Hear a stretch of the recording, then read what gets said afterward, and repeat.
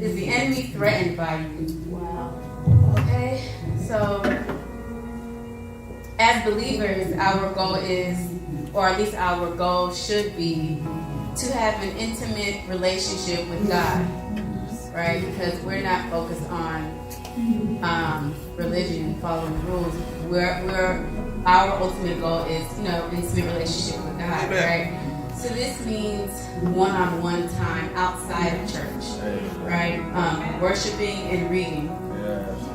Okay, so because people will always say, I'm just waiting to see what God's going to tell me. I'm waiting to see what God's purpose is for my life. I want to see what God's will, but they don't take the step to actually seek Him through His Word. And unless you seek Him, you're never going to know what His will is. Amen. People just want to receive, and they don't always want to do the work.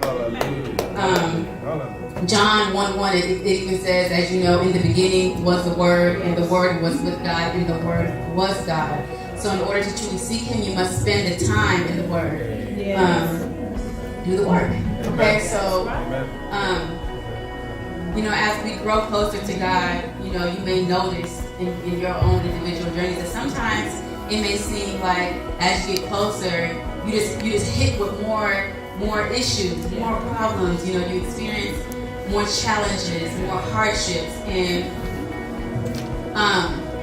what happens is, as we are seeking God and as our faith is growing in God, the enemy begins to take notice of that. And when he takes notice of that, he gets worried because he can no longer control you through your sin or through your flesh, which means he basically loses control. Amen. And that is, and he is the ruler over all of that. He controls us through our fleshly desires, through our sin. Yes. Amen. Okay, so what the enemy will do is oftentimes, he'll cause chaos and confusion in your life in hope that you will question God, that you will lose trust, that you will lose faith. And once you begin to lose faith, the door is now open. The door is now open for fear to step in. And fear is one of the ultimate tactics of the enemy. Because when you are fearful, you become, you're distraught. You begin trying to put your faith in other things outside of God. You try to solve your own problems. You put your faith and your hope in other people to come help you. Or you may even put all your faith into yourself instead of just seeking God. So it's almost like you're making other people your savior, right? So when this happens, your faith in God, either he just leaves or it kind of diminishes. And then when that happens, it is very easy for you to be used by the enemy. Because you're no longer deeply rooted. Your faith has been compromised. So it's important that you refuse to live in fear. And remain faithful to God and seek Him through His Word in spite of your trials and your troubles. Because the enemy will see this, and by him seeing this, he becomes threatened by you. You are now a threat. You are a threat to His plan for your life. Because just like God has a plan for our life, the enemy has a plan as well. Okay? God's plan for our life, and it says in Jeremiah 29:11, "For I know the plans I have for you, declares the Lord, plans for welfare and not for evil, to give you a future and a hope." That's God's plan for us. The enemy has a plan as well. In John 10:10, it simply says the thief comes to steal, kill, and destroy. That's it. That's it. When there's destruction, when there's craziness in your life, that is the enemy's plan going in fruition. So when this happens, people, they feel hopeless. They feel alone. They feel faithless. And that is how the enemy operates, and that's when he can really do some work. When you feel hopeless, and then you begin to isolate yourself, he can really get to you there. He can really get to you there. So your goal should be for that you should be so deep in your word. You should be clinging to Jesus so much. Your life should be so devoted to God that the enemy can see it. The enemy can see it, and the enemy is threatened by it. Yes, that's right.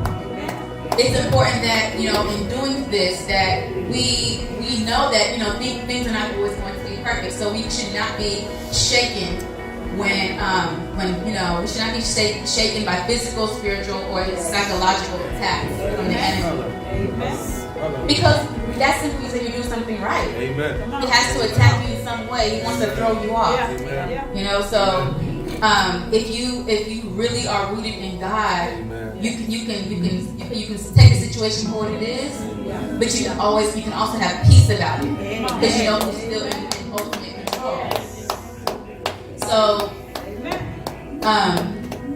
when you just know that you are in the midst of living the life that God created for you to live, and you're being used by God. When those kind of things keep happening, you're doing something right. It may not seem like it. Yes. Amen. So, God has a plan for us. Our future's already worked out. Right? So God can see that. But we sometimes forget that the enemy sees our future as well. So as we are going along this path that God has chosen for us, the enemy has peeked into your future. And he is worried, he is threatened by what you could become if you keep going down that path. So that's why discernment is so important. That's why being rooted in the word is so important, because then it's harder to shake you. It's harder to scare you. It's harder to put fear in you. So, So it is very, very important for us to keep doing the will of God, because you will notice that you become more selfless. Yes. You become more selfless, and you begin to ask God what He wants to do with your life. It's no longer, well, I want to do this, and I want to see the world, and I want to do this. It's asking God.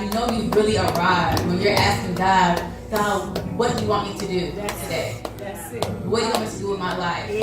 What is your will for my life? Let your will be done. Take me out of the equation. That's how you know that you are really on the path, on a straight path. Because God gave us all gifts, right? And once you really begin to seek Him, He will reveal your gifts to you. And it's very important that when these gifts are revealed to you, that they be used for His glory, and we don't manipulate them to get glory from other people. Because that's what happens. Everybody has a gift. All these celebrities are talented, and they see them as talents. They don't always see them as gifts from God. So they do it for the attention and celebration from other people, not to give God glory. And when you do that, that is the enemy winning. It may seem like they are on top, but they are committing suicide. Yeah, that's what it is. That's good. So they're not doing things for the glory of God, because if they were, it would be visible in the way they live in their lives. It would be visible in the words they're singing. It would be visible in how they're treating other people. So it's clear who people are worshiping through how they're using their gifts. So we have to remember that our gifts are supposed to be used to change lives, to help people submit their lives to Jesus. That is the whole purpose. And doing all that makes you an even bigger threat to the enemy. Once you begin changing lives and winning souls for the kingdom of God, not only does God see all the good that you're doing, but the enemy will see it as well. So we shouldn't become shocked or confused when things don't go right, when our lives don't seem perfect. Because everybody will go through stuff. It doesn't matter if you're a child of God or not. You will go through things. So the difference is just how we choose to handle it. So we should continue to keep seeking, keep believing. He allows these things to happen. God allows these things to happen. So He already knows how much each of us can handle as an individual. He knows when enough is enough. It's not His will to break you down. And where will we be without trials? Who who would we be without trials? If we're not tested, how would we know to truly, how we know how to truly rely on Him? We wouldn't. We're human beings. We're flesh. And unless, how many of us in the past or even currently would only run to pray during a bad time? You know, it's a natural thing to do when you're still in the flesh. You would only go and pray when, please help me, not just to say thank you. You know, so He has to test us. He has to test us.